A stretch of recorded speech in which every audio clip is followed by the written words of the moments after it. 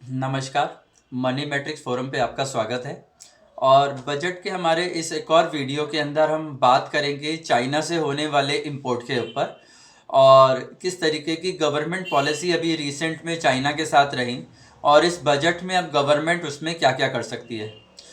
तो आइए बात करते हैं चाइना से आने वाले इंपोर्ट प्रोडक्ट्स के ऊपर। तो देखिए क्या है कि चाइना जो है वो वर्ल्ड में हाईएस्ट जो है वो मैन्युफैक्चरिंग कंट्री है। उसके ज़्यादातर प्रोडक्ट्स जो हैं वो वर्ल्ड वाइड यूज़ होते हैं। अगर हम 2004 से लेके और 2017 तक का मैन्युफैक्चरिंग का जीडीपी ग्रोथ रेट देखें तो वो इंडिया का जो है वो 1.5 से 3% का है, यानी हमारा जो ग्रोथ रेट है वो सिर्फ डबल हुआ, वो भी 1.5 से 3% के बीच में। जबकि इसी पीरियड के अंदर जो है चाइना का जो ग्रोथ रेट है वो 18% का है। तो आप इससे समझ सकते हैं कि चाइना का जो मैन्युफैक्चरिंग सेंटर है वो इंटरनेशनल मार्केट में कितना बड़ा, जो उसका एक हब है वो कितना स्ट्रांग है और उसका वर्ल्ड वाइड इकोनॉमीज पे कितना फ़र्क पड़ता है। इंडिया भी 6 लार्जेस्ट जो है वो इकोनॉमी है वर्ल्ड में, लेकिन फिर भी हमारा जो वर्ल्ड मैन्युफैक्चरिंग में कंट्रीब्यूशन है वो 3% के करीबी है।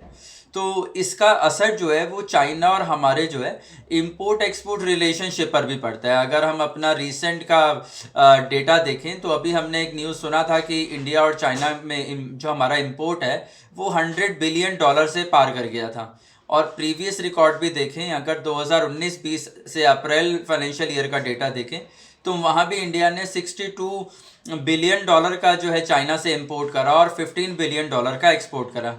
तो जो वहाँ पर इंपोर्ट एक्सपोर्ट पैरिटी है वो इंडिया के फेवर में नहीं जाती, वो काफ़ी वीक रहती है। हमारी गवर्नमेंट ने भी इसको सेट ऑफ करने के लिए वोकल फॉर लोकल का जो एक मुहिम है उसको चलाया, उस कैंपेनिंग को चलाया और चाइना से आने वाले बहुत सारे प्रोडक्ट्स के ऊपर जो है वो कस्टम ड्यूटी लगाई।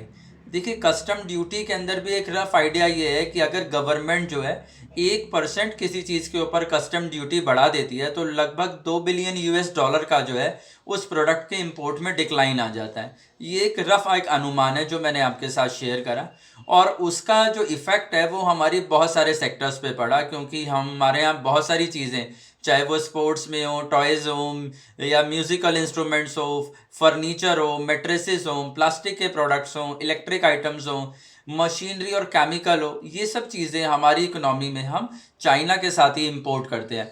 और अब क्योंकि इनके ऊपर कस्टम ड्यूटी काफ़ी बढ़ गई है तो ये हमारी मार्केट में एक्सपेंसिव भी हो गया। आप देखें तो आपको खुद रिटेल मार्केट में रियलाइज़ हो रहा होगा अपनी रोज़ की ख़रीदारी में कि बहुत सारा जो सामान है वो महंगा हो गया। उसका रीज़न भी यही है कि जो उसके ऊपर लगने वाली जो कस्टम ड्यूटी है वो काफ़ी बढ़ गई है और इंडिया में उतना स्ट्रांग उसका अभी हब नहीं है।